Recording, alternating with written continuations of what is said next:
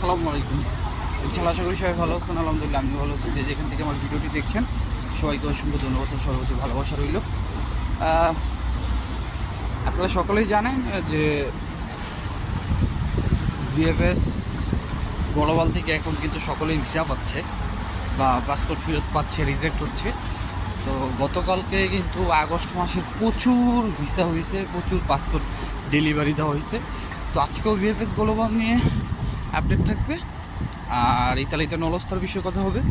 আর আপনারা যারা নতুন জমা করবেন তাদের বিষয়ে কিছু কথা থাকবে, অবশ্যই ভিডিওটা পুরোটা দেখার চেষ্টা করবেন।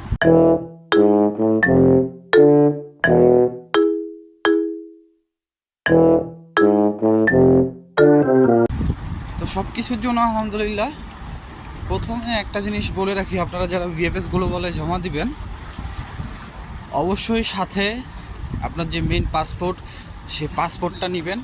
আর আপনার জমা দেওয়ার জন্য আপনার পাসপোর্টের মেয়াদ অন্তত 1.5 বছর থাকা লাগবে।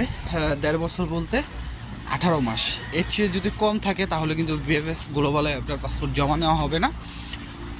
তার সাথে আপনারা নেবেন আপনাদের যে নলস্তা, সেই নলস্তার ফটোকপি নেবেন। তারপরে নেবেন আপনাদের যে অ্যাপয়েন্টমেন্ট, সেই অ্যাপয়েন্টমেন্ট লেটার ফটোকপি। তারপরে নিতে হবে আপনাদের 4 কপি ছবি। তারপরে নিতে হবে আপনাদের মালিকের ডিক্লারেশন পেপার। এটা আপনাদের যাদের আছে তারা নেবেন। এটা কিন্তু ভিএফএস গ্লোবাল থেকে বাধ্যতামূলক করা হয় নাই।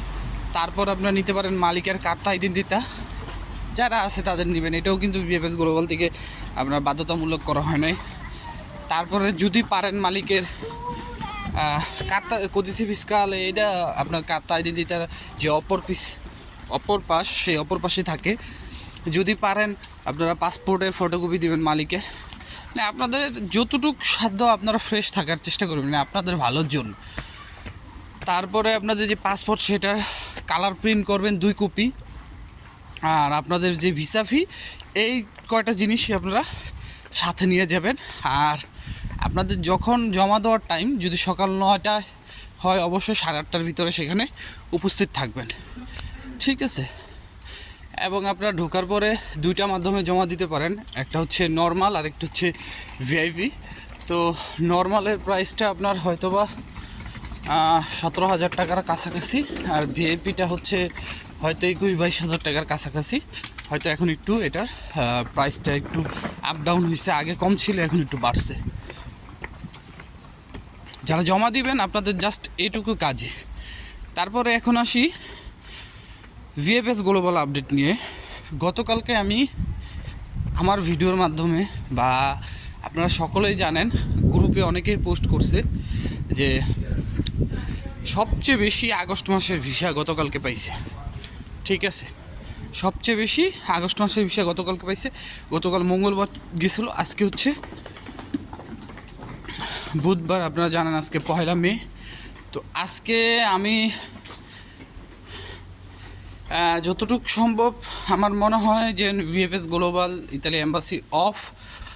তো আজকে হয়তোবা কারো অ্যাপয়েন্টমেন্ট বা ভিসা ডেলিভারি পাওয়ার খুব একটা চান্স নাই। আমি আসলে সঠিক জানি না এই বিষয়টা আজকে অফ কিনা। তারপর যদি অফ থাকে তাহলে কিন্তু আপনারা পাবেন না। আমার যতটুকু মনে হয় যে আজকে অফ। আর আজকে যদি আপনারা কেউ অ্যাপয়েন্টমেন্টের জন্য আবেদন করেন জিমেলের মাধ্যমে, তাহলে আপনারা কিন্তু রিপ্লে পাবেন।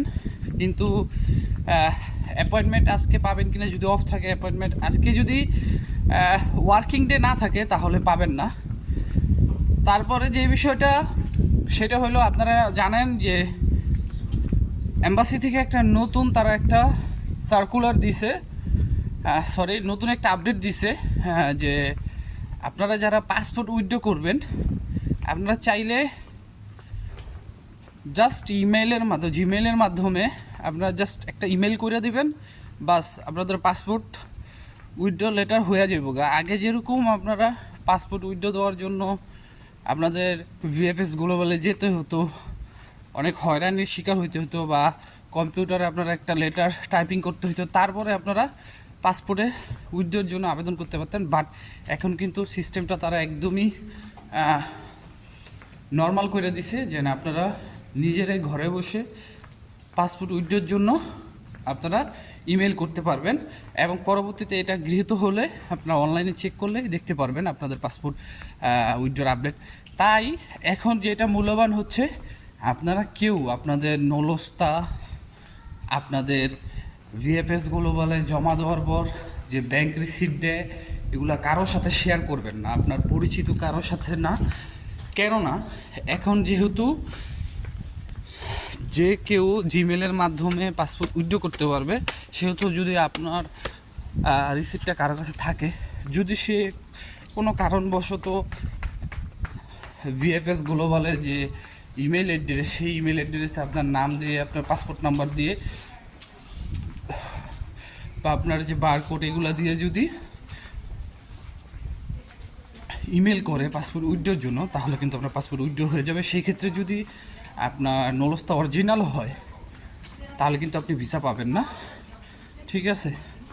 আর সবাইকে বলবো যে পাসপোর্ট উইথড্র দেওয়া মানে আপনি নিজে আপনার নলস্তাটা অব্যাহতি করছেন, বাতিল করলেন, আপনার আবেদন বাতিল করলেন, ঠিক আছে? সেই ক্ষেত্রে কিন্তু আপনি ভিসা পাবেন না। আশা করি বুঝতে পারছেন। আর ইটালিতে যারা নলস্তার আপডেট সম্পর্কে জানতে চান, লাস্ট কিছুদিন আপনার ভালোই নলস্তা উঠছিল, অনেক গুঞ্জন পাইছিলাম, ভ্যানিসও পেয়েছিলাম, অনেক সিটিতে পেয়েছিলাম। বাট এখন কিন্তু আমি নলস্তার কোনো আপডেট পাই না।